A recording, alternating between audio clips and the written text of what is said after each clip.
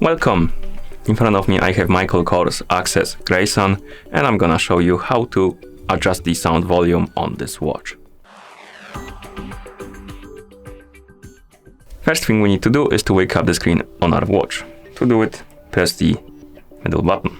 After you wake up the screen, press the middle button again to open the menu. Now, scroll through the menu and find the settings icon. Once you find it, tap on it. Now, scroll down, find the sound option and tap on it. And here you should see media volume, alarm volume and ring volume. First, let's tap on media volume. And here we can adjust the sound of the volume sound, or rather sound volume of the media on your watch.